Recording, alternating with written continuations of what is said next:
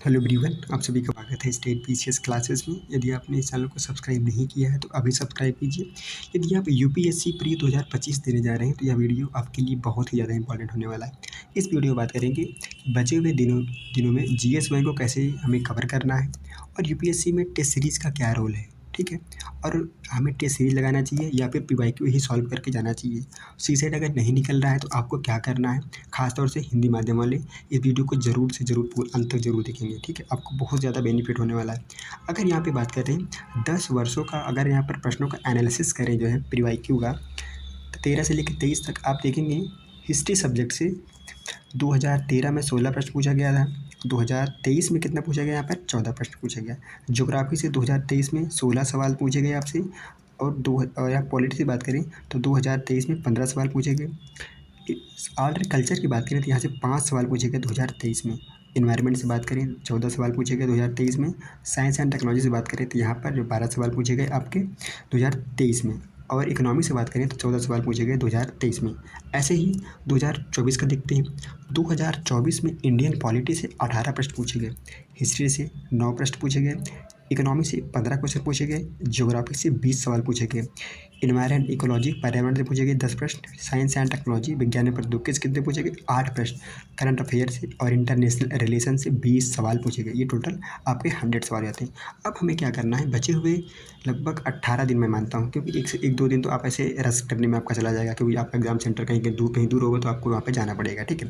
बचे हुए 18 दिनों में आपको क्या क्या कवर करना है। जैसे आपने बेसिक तो पढ़ रखा होगा, आपको रिवीजन इंडियन पॉलिटी पे जम के रिवीजन करना है, ठीक है। इंडियन पॉलिटी हो गया, ठीक है, इकोनॉमी हो गया, ज्योग्राफी हो गया, ठीक है। और यहाँ पे ये आपके जो 3 सब्जेक्ट हैं इनको क्या करना है, जम के रिवीजन करना है। देखो आपको बता दो, इकोनॉमी में क्या करना है, इकोलॉजी में क्या करना है, साइंस एंड टेक्नोलॉजी में क्या करना है। देखो ये 3 विषय ऐसे हैं, इसमें एक रेशियो चलता है 60-40 का, 60-40 का रेशियो चलता है। ये क्या है 60-40 सर? देखो मैं जब 2024 में अपेयर हुआ था तो मैं भी ये फार्मूला लगाया था, और मेरे आपको पता होगा कि मेरे 88 नंबर यहाँ पे बन गए थे, ठीक है। अगर मेरा सीसेट रुक गया था नहीं तो इस बार मेरा प्री हो जाता है आराम से, ठीक है। तो ये फार्मूला आप भी अगर लगा के चलेंगे तो आपका यहाँ पे प्री में अच्छा खासा नंबर आ जाएगा। तो वो 60-40 का रेशियो ये है, यहाँ पे 3 सब्जेक्ट में, ये 3 सब्जेक्ट में लागू होता है। किस में लागू होता है, इकोनॉमी में लागू होता है, इन्वायरमेंट में लागू होता है और साइंस में लागू होता है। कैसे, इसमें क्या होता है 60% क्वेश्चन जो होते हैं आपके यहाँ पर वो करंट अफेयर बेस्ड होते हैं, और 40 क्वेश्चन होते हैं जो आपके स्टैटिक यानी बेसिक होता है, ठीक है। जैसे आपसे कोई क्वेश्चन पूछा गया, जैसे मान लो कोई नेशनल पार्क बना है, तो नेशनल पार्क क्या होगा, एक बेसिक हो गया। अगर उसमें कोई यहाँ पर स्पीसीज छोड़ी गई, कोई यहाँ पर टाइगर रिजर्व बनाया गया, तो करंट अफेयर हुआ ना। तो ये क्या हुआ, तो यहाँ पे आप देखेंगे तो जो क्वेश्चन बनेंगे अधिकतर करंट अफेयर बेस ही बनते हैं यहाँ पर इन्वायरमेंट में आपकी, ठीक है। तो यही होता है आपका 60-40 का रेशियो, ठीक है। अभी तक आपने बेसिक तो पढ़ ही लिया होगा, आपको करंट अफेयर में इन्हीं सब्जेक्ट पे ज़्यादा ध्यान देना है, क्योंकि आपको पॉलिटी में करंट अफेयर पर उतना ध्यान नहीं देना है, क्योंकि कोई संविधान संशोधन होता है तो वही आपसे यहाँ पे पूछा जाता है, यहाँ पे कोई एक्ट बनाया जाता है तो तब आपसे पूछ लिया जाता है, ठीक है। पॉलिटी में, हिस्ट्री में आपको कोई करंट अफेयर यहाँ पे पढ़ने की ज़रूरत नहीं है। ज्योग्राफी में बहुत करंट अफेयर की बहुत ही कम गुंजाइश होती है करंट अफेयर से सवाल बनने की, ठीक है। लेकिन इन्वायरमेंट में, इकोनॉमी में और साइंस में करंट अफेयर के दबा के सवाल बनते हैं, ठीक है। तो आपको इन सब्जेक्ट पे, और देखो आपको इकोनॉमिक साइंस के लिए क्या करना है, साइंस के लिए आपको एक काम करना है कि आपको जनरल साइंस के लिए लूसेंट की बुक आती है सामान्य विज्ञान की, उसको आपको रट्टा मार लेना है। उसमें जो आता है बायोलॉजी को, लगा बायोलॉजी का जो जीव विज्ञान वाला पार्ट होता है बायोलॉजी का, वो आपको यहाँ पे पढ़ लेना है, ठीक है। उसके बाद 2 चीज़ें और कर लेनी है इसमें। 2 चीज़ें क्या करनी है, जैसे इसरो है ना, इसरो के जो भी आगामी मिशन है उसको यहाँ पर आपको पढ़ लेनी है।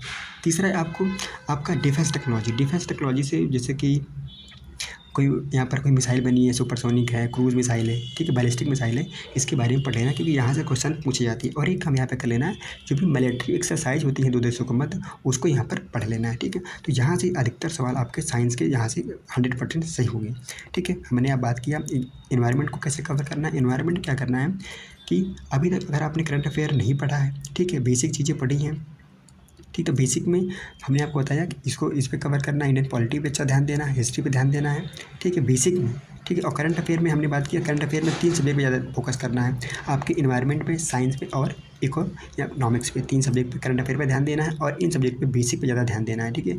इकोनॉमिक्स में ज़्यादा बेसिक आपसे नहीं पूछा जाएगा, इन्वायरमेंट में ज़्यादा बेसिक नहीं पूछा जाएगा, और साइंस में ज़्यादा आपसे बेसिक नहीं पूछा जाएगा, ठीक है।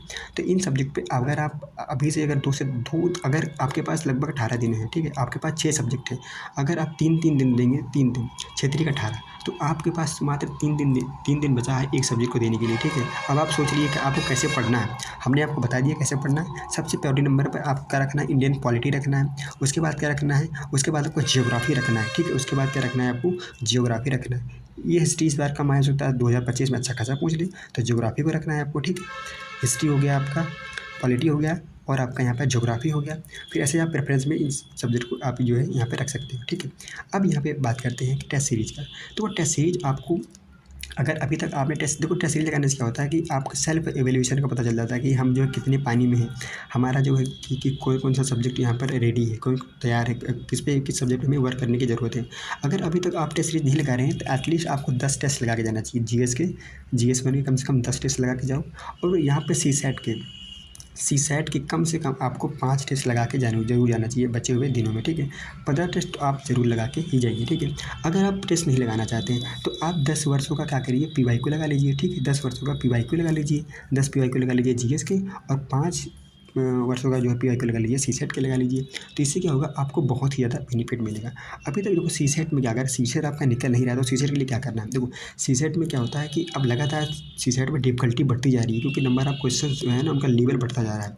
उसे तो यूपीएससी ने सिलेबस में कहा है कि क्लास 10वीं तक की मैथ पूछी जाएगी, लेकिन आप सबको पता है ऐसे मैथ पूछी जा रही है कि वो जो है आईआईटी वगैरह में ऐसे मैथ पूछी जाती है, ठीक है। तो आपको क्या करना है इसके लिए, आपको देखो जो हिंदी माध्यम के छात्र को मैं बता रहा हूँ कि आपको कॉम्प्रहेंशन में ज़्यादा ध्यान देना है, कॉम्प्रहेंशन पे ध्यान देना है।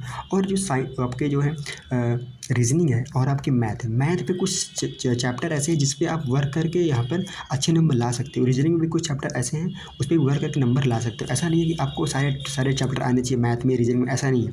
कॉम्प्रहेंशन आता है लगभग 28 से 30 सवाल कॉम्प्रहेंशन के होते हैं, 25 से 30 सवाल इसके होते हैं, और 25 से 30 सवाल यहाँ पर आपके मैथ के होते हैं, ठीक है। आपको पता है कि हमें 27 क्वेश्चन ही करने होते हैं, राइट करना है, ठीक है।